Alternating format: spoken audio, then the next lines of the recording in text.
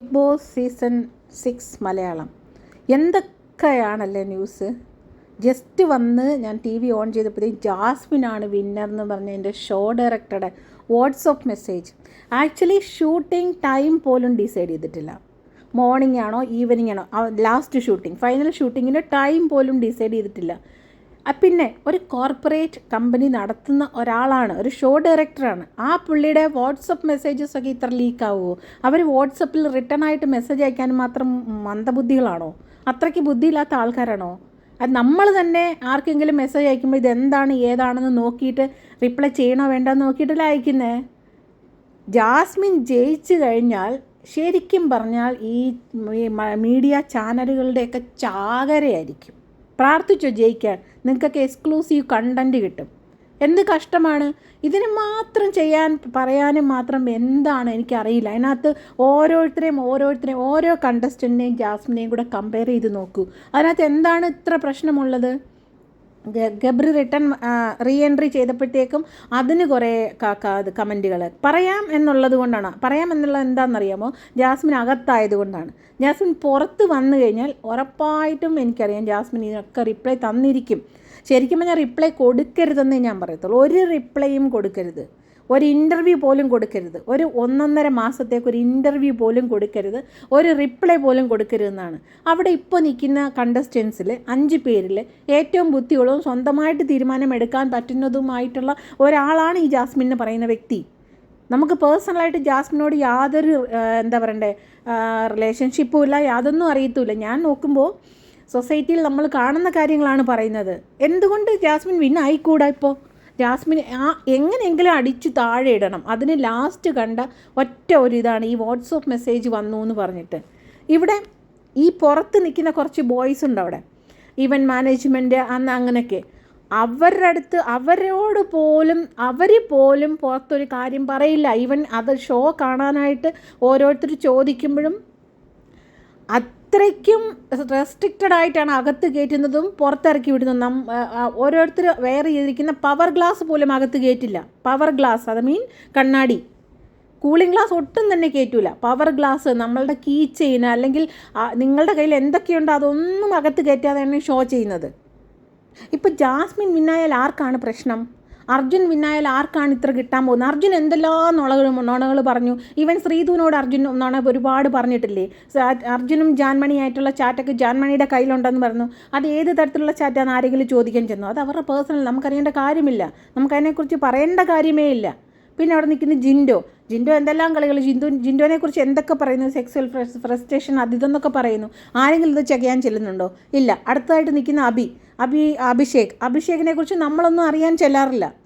അവരവരുടെ പിന്നെ ഋഷിയെക്കുറിച്ച് നമുക്ക് എല്ലാവർക്കും അറിയാം. സ്വന്തമായിട്ടൊരു തീരുമാനം ഒന്നും ഇല്ലാത്ത ഒരാളെ വിന്നറാക്കി കഴിഞ്ഞാൽ ദാറ്റ്സ് ഓൾ. ഒരു അവന് ബോധമേയില്ല. അവന് ആ കുട്ടിക്ക് എതിരായിട്ട്, ഋഷിക്കെതിരായിട്ട് ആരെങ്കിലും ഒരു വാക്ക് പറഞ്ഞു കഴിഞ്ഞാൽ ഋഷി ഈ ലോകം രണ്ടാക്കും. അങ്ങനത്തെ ക്യാരക്ടറാണ്. വന്ന നാൾ മുതൽ ഇഗ്നോർ ചെയ്തൊരു കോർണറിൽ കൊണ്ടിരിക്കുന്ന ഒരു വ്യക്തിയാണ് ജാസ്മിൻ ചെയ്യുന്ന എല്ലാ കാര്യങ്ങളും ശരിയാണെന്നൊന്നും ഞാൻ പറഞ്ഞില്ല. ചായയിൽ തുമ്മീന്നൊന്നും പറയുന്നത് എനിക്ക് എടുക്കാൻ പറ്റില്ല. കാരണം എല്ലാവരും, നിങ്ങൾ ഈ വീഡിയോ ആരെങ്കിലും കാണുന്നുണ്ടെങ്കിൽ നിങ്ങളോട് തന്നെ ചോദിക്കുക, ഈ കാര്യങ്ങളൊക്കെ നിങ്ങളുടെ ലൈഫിൽ ചെയ്തിട്ടില്ലേ? ഈ കാര്യങ്ങളൊക്കെ ചെയ്തിട്ടില്ലേ? നമ്മൾ സ്വന്തമായിട്ട് ചായ ഉണ്ടാക്കുകയാണെങ്കിൽ നമ്മൾ തുമ്മും തിരിയും. അത് ഓട്ടോമാറ്റിക്കായിട്ട് ഒരാൾ തിരിഞ്ഞിരിക്കും. വേണമെന്ന് വെച്ച് ചായയിൽ തുമ്മണം എന്നുണ്ടെങ്കിൽ വല്ല പാമ്പോ, പോയിസൺ തുപ്പുന്ന വല്ല പാമ്പ് പോലും ആയിരിക്കണം തുമ്മിയിട്ട് മറ്റൊരാൾക്ക് കൊണ്ടു കൊടുക്കാൻ. അതൊക്കെ ആവശ്യമില്ലാത്ത കുറേ കാര്യങ്ങളാണ്. പിന്നെ ഗബ്രി ആയിട്ടുള്ള വിഷയം, അതിനകത്ത് പോയി അവിടെ നിന്ന് കഴിഞ്ഞാൽ മാത്രമേ നമുക്കറിയത്തുള്ളൂ. കൊറോണ ടൈമിൽ നമുക്ക് ഒന്നുമില്ലാതിരുന്ന ഒരു സമയമുണ്ട്. ആ സമയത്ത് നമ്മളൊന്ന് പുറത്തു പോകാൻ എന്തുമാത്രം നമ്മൾ കഷ്ടപ്പെട്ടിട്ടുണ്ട്. ആ ജംഗ്ഷൻ വരെ ഒന്ന് പോയിരുന്നെങ്കിൽ, അവിടം വരെ ഒന്ന് പോയിരുന്നെങ്കിൽ എന്ന് നമ്മളൊക്കെ ആഗ്രഹിച്ചിട്ടില്ലേ? എന്ന് പറഞ്ഞാൽ ഒരു മൊബൈൽ ഫോണില്ല, ഒന്നുമില്ല. അതിനകത്ത് ഇരിക്കുമ്പോൾ മാത്രമല്ല, ചുറ്റുമുള്ള എല്ലാവരുടെയും എല്ലാവർക്കും എനിമിയല്ല, ഇഷ്ടമല്ലാത്ത പുച്ഛമുള്ള ഒരാളായിരുന്നു ജാസ്മിൻ. എല്ലാവർക്കും ഇഷ്ടമല്ലാത്ത. എന്നിട്ടും ഇത്രയും പിടിച്ചു നിന്ന് ടോപ്പ് 5 വരെ എത്തിയില്ലേ?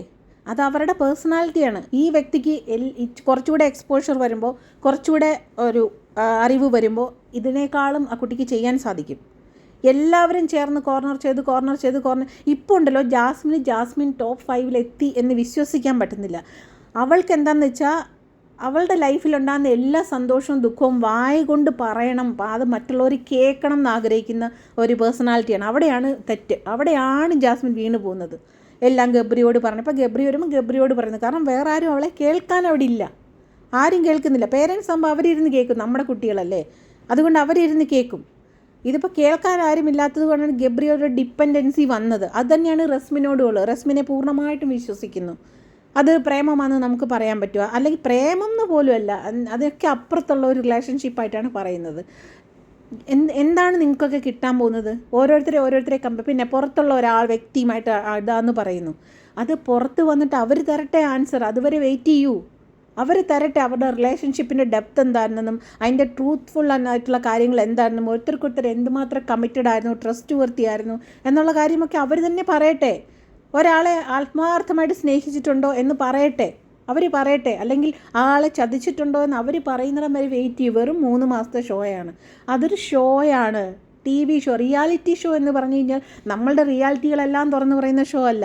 റിയലായിട്ട് അവരവിടെ ബിഹേവ് ചെയ്യുന്ന എന്താണോ അതിനെ ടെലികാസ്റ്റ് ചെയ്യുന്ന ഒരു ഷോ, അതാണ് റിയാലിറ്റി ഷോ. അതിൽ ഇപ്പോൾ 24 മണിക്കൂറുണ്ട്, 350 ക്യാമറ ഉണ്ട്. ഈ 350 ക്യാമറ 24 മണിക്കൂറും പ്രവർത്തിച്ചിട്ടാണ് ഈ ഔട്ട്പുട്ട് നമുക്ക് തരുന്നത്. അതിൽ നിന്ന് എഡിറ്റ് ചെയ്ത് കൊണ്ടിരുന്നതാണ്. ഒരു മാർക്കറ്റിംഗ് ഏജൻസി ഇതും കൂടെ ആണല്ലേ.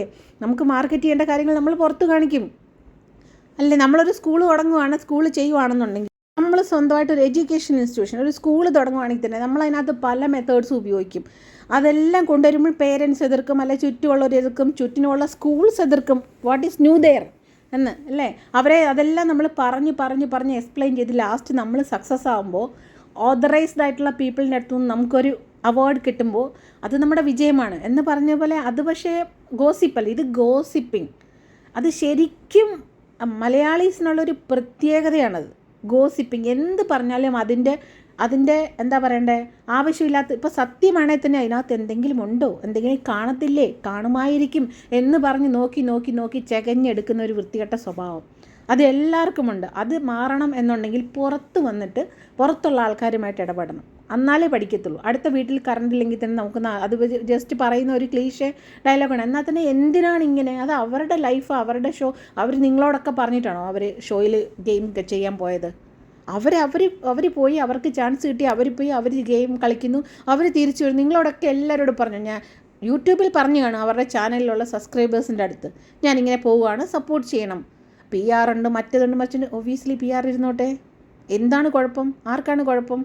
നിങ്ങളൊക്കെ എനിക്കറിയത്തില്ല എന്താണ്. എങ്ങനെയെങ്കിലും വിന്നാകാതിരിക്കാൻ വേണ്ടി കളിക്കുന്ന ഒരു ലാസ്റ്റ് കളിയാണിത്.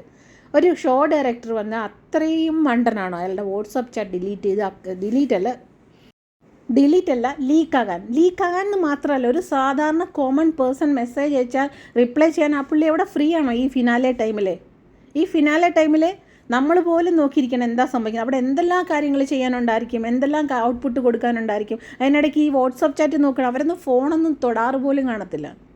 ഇമ്പോർട്ടൻറ്റ് കോൾസ് മാത്രമായിരിക്കും അറ്റൻഡ് ചെയ്യുന്നത്. അതിനിടയ്ക്ക് ഈ ഇതൊക്കെ സ്വയം നമ്മളൊരു കോമൺ സെൻസിൽ ആലോചിക്കാവുന്ന കാര്യങ്ങളേ ഉള്ളൂ. എന്തൊക്കെയാണ് പറഞ്ഞുണ്ടാക്കുന്നത്? വാട്സപ്പ് ചാറ്റ് ഡിലീറ്റ് ആയി. ഒരു ലേഡിയാണ് വിന്നർ. നാളെ ഇനി വേറെ എന്തെങ്കിലുമൊക്കെ ആയിരിക്കും പറയാൻ പോകുന്നത്. ഒരു ലാസ്റ്റ് ഇയർ ദിൽഷയായിരുന്നു. ആ ദിൽഷ അനുഭവിച്ചതൊക്കെ കേട്ടിട്ടുണ്ട്.